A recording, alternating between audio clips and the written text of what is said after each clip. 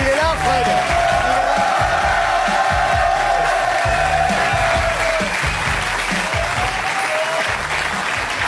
En chair et en l'os. C'est quand même devenu n'importe quoi depuis que t'es parti, comme cette émission. C'est n'importe quoi. Et c'est pas fini, abonné, parce que figurez-vous que, dans un bain moussant, à mesure que vous donnez des interviews, Pardon cher abonné, à mesure que vous donnez des interviews à droite à gauche, parce que maintenant vous vous prenez un peu pour un autre, vous parlez partout. Chaque semaine, il y a une nouvelle interview qui arrive. Oh merde. Sur le fil J+1. On découvre votre véritable personnalité. Et la dernière phase de cette personnalité nous intéresse particulièrement. On a appris les choses sur votre Pourquoi j'y anatomie. pense pas, putain. Sur votre anatomie, avec Sébastien Toen. Grâce à Salim Dib. C'est le journal du Garde, installez-vous. Avec plaisir. Ah bah oui, Journal du Hard, Philippe Vandel. C'est-à-dire que tu tiens ta bite, il y a Philippe Vandel. Ouais. Moi, tu sais, c'est simple, c'était le film d'M6 qui passait... il y avait dimanche soir. Ouais. Et ce qui était horrible, c'est que tu commences un peu à t'exciter, ça commence à devenir chaud, 1 heure à discuter dans un manoir avant qu'il y en ait une qui se dessape, et là, ça commence à se caresser, l'autre, il fait ça, et à ce moment-là, cut, on est le lendemain matin au petit-déj. Et là, tu dis, non, c'est dégueulasse. En même temps, j'ai une très petite bite. C'est vrai. Je confirme. Alors, réalisé évidemment Ah, sans mais- trucage, grâce, signalons-le, à l'œil très vigilant de Salim Dib. Il y a une phrase qui est un peu tronquée de son contexte, mais bon, Non, jamais. on la jamais. prend comme ça, c'est pas très grave. Merci. C'est pas le genre de J+1 de troquer une phrase. Non, c'est pas... Julia, vous en savez quelque chose. La malhonnêteté, oui, la malhonnêteté. Comment il va? Ça va? Bien? La forme? La dernière fois? T'es quand même quelqu'un, hein. T'es devenu quelqu'un, tu t'en imposes, tu te la racontes un peu, même on peut le dire, mais c'est pas grave, t'as le droit, tu peux. T'as quelques matchs d'affilée, t'es là, tu fais le cake. Quand j'étais venu, t'as pris 3-0, t'avais un peu la tête dans les godasses, là. Là, tu te la joues, on dirait du Prat. Ça rend pas humble, hein, cette émission. Hein. Non, mais c'est bien. Mais tu sais pourquoi? Parce qu'en fait, t'as l'œil. T'es quelqu'un qui sent le foot. Et quand on avait reçu, rappelle-toi, Henri, le pauvre, Benjamin Stambouli, t'avais tout de suite senti le truc. Regarde ce que tu lui avais dit. Je le vois aller dans de plus grosses cylindrées. Voilà. Je le vois à court ou moyen terme un avenir en équipe de France. Oh, carrément. Ah oui, oui, oui. C'est pas fini. Hein. Court, moyen, long terme. C'est un moyen terme un peu long. Là, ah bah ça va finir à Stoke, Fenerbahçe, tu la connais l'histoire. FC Bâle, championnat chinois. Terminé, fin de l'histoire. On le connaît le truc. Non, mais... Et depuis, t'as été remplacé à la fameuse palette, hein, qui était un peu ton truc, par Eric Carrière. Ah oui, quelle carrière. Eric Carrière, ouais. Et Eric Carrière qui nous a fait une superbe palette pour nous expliquer le placement, tu sais, tu m'as vu, tu m'as pas vu, dans la surface. Ça, il a un peu le sens de où se placer dans la surface. Après, une fois que t'es placé dans la surface, c'est pas le tout. Maintenant, regardez à quel point cet homme sait se placer dans la surface. Regardez plusieurs actions. Maintenant, voilà, très bien placé, voilà. Sur le gardien, c'était le seul endroit où il pouvait aller. Voilà, très bien placé. Attention, regardez. Voilà, tout seul. Et là, bien sur le gardien. Toujours. Très important, viser le gardien. Voilà, par exemple, là, il se décale bien. Il a tout le temps de choisir un endroit et il tire sur le gardien. Voilà. Donc, c'est la technique avec Carrière. C'est bien se placer et ensuite, tu vises le gardien en espérant que ça soit Kossi Agassa. C'est pas toujours le cas, malheureusement. C'est ça, c'est que ça marche.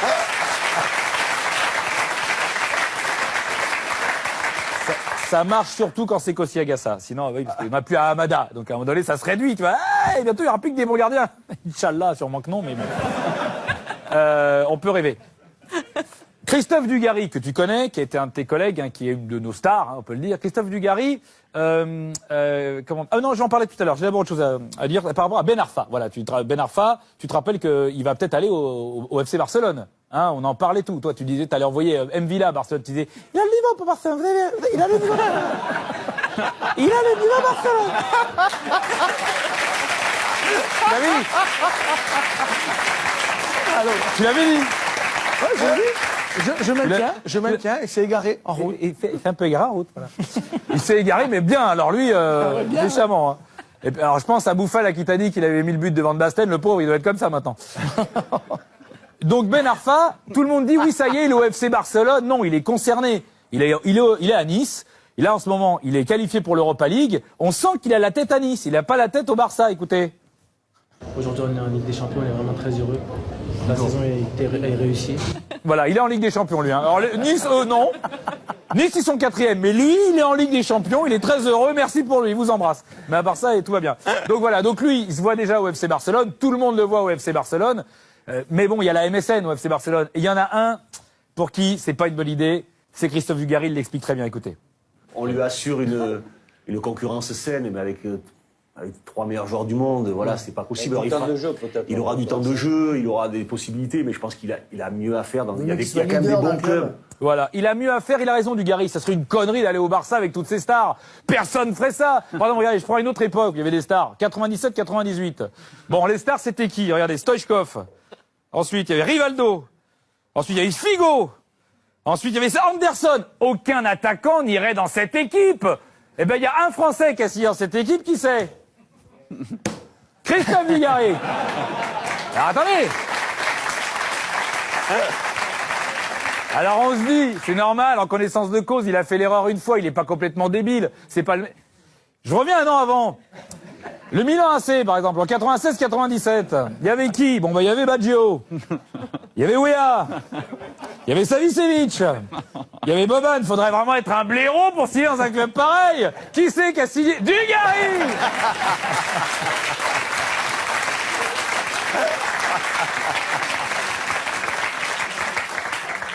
Il sait de quoi il parle, le mec. Ah oui, il sait de quoi il parle. Je vous rassure, avec le même succès dans les deux clubs, hein, évidemment. Hein. On l'embrasse. T'es au courant qu'il est amoureux de Valère Germain? Amoureux fou. Tout va bien. Donc, oui, il s'est remis à peu près à niveau, quand même. Donc, c'est terrible. Je dis que des conneries, il faut que j'arrête de dire n'importe quoi. Je crois que c'est tout ce que j'avais à dire. En fait, il y a plein de choses qui m'ont intéressé hein, cette semaine. Je propose qu'on les regarde pêle-mêle. Ah putain, on a gagné, quel con! Maintenant ils vont regarder Franck Passy, bordel! Oh les blaireaux! Et tu sais quoi, il y a West Ham qui t'attend, il y a un mec des ministères de West Ham, ça te dit pas? Mais non, moi je vous aime les gars, je veux rester avec vous. Je vais pas aller à West Ham, m'emmerder, c'est nul là-bas. Putain, tu sais quoi, pour moi Lingis, t'as un bon niveau. Il faut que t'ailles dans un grand club, tu vas pas à la Stoke City. Toi t'es fait pour Manchester United, t'es fait pour Liverpool, Manchester City, pas des clubs de merde, t'as de l'avenir Lingis. Allez, encore un match. Et je me casse. Président du Burundi, un falcon et des putes de luxe. Nickel. Et pourquoi tu fais tout pareil que moi depuis tout à l'heure en vrai? Eh, regarde. Putain, c'est pas vrai, pourquoi il fait pareil? Mais, t'es relou, tu fais toujours pareil que moi. En fait, ça s'appelle l'échauffement du con. Ah, d'accord. Tu sais quoi, moi je te vois Milafé. C'est sûr, Milafé. Eh, je suis pas un brownie là, t'es gentil. Non, je suis pas un brownie. Allez, vas-y, cherche Stéphane. Cherche Stéphane, cherche. Excusez-moi, pourquoi vous êtes le FC Nantes là? Je croyais qu'on jouait contre Stade Malherbe en vrai. Non mais t'es sérieux là? Tu crois vraiment qu'on est le FC Nantes, mon pauvre vieux? Ah, t'es malade. Alors en fait, je t'ai mis toutes les bonnes meufs dans ta tribune. En fait, il y a les brunes à droite et puis les blondes, elles sont à ta gauche. Nickel. Bon, ben on va niquer ce soir, c'est cool. Tu sais quoi, t'as d'avenir ici? Je sais pas pourquoi, je pense que tu vas faire à Bordeaux un peu comme Arsène Wenger à Arsenal. Je te vois avec un grand avenir. J'ai le pif, tu peux me faire confiance. Voilà, pour moi, c'est terminé. La Ligue 1, je vous laisse avec Stéphane Guy pour les matchs de merde. Moi, je vais sur TF1, je vais me faire l'équipe de France. Salut les cons. Attends, t'as qu'une meuf? Ah, j'hallucine une seule meuf. Mais t'es malade. Putain, mais moi, oh putain, j'hallucine une seule meuf.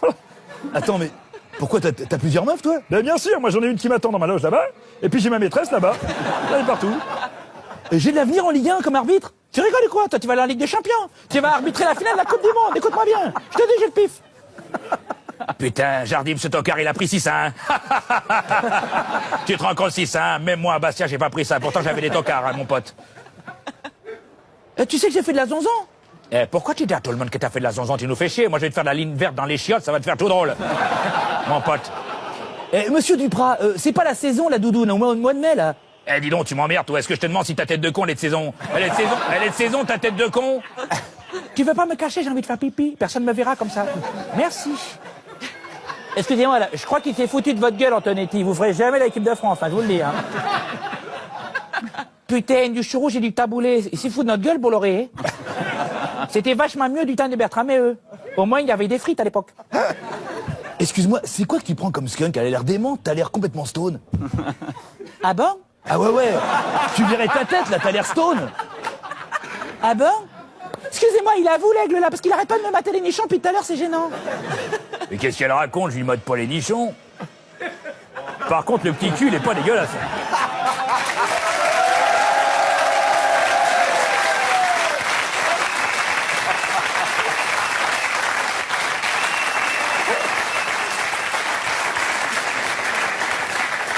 Alors, d'habitude, je finis par une question, mais là, j'ai mieux. Comme tu es quelqu'un quand même qui a été un peu le pionnier hein, de la palette à J+1, eh bien, j'ai l'immense honneur de te remettre ici la palette d'honneur de J+1.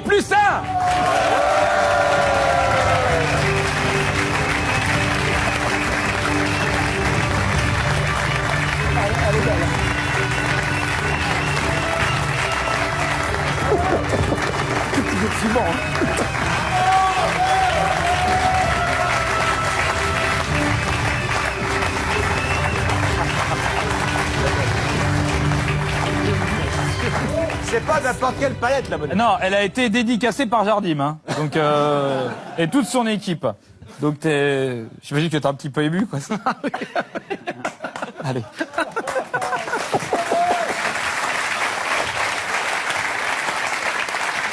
Tu sais bien, moi, parce que c'est un cadeau très facile à transporter, Fred, très facile à ramener demain matin à Lille à l'entraînement. C'est le pire en pire. Merci beaucoup. Merci.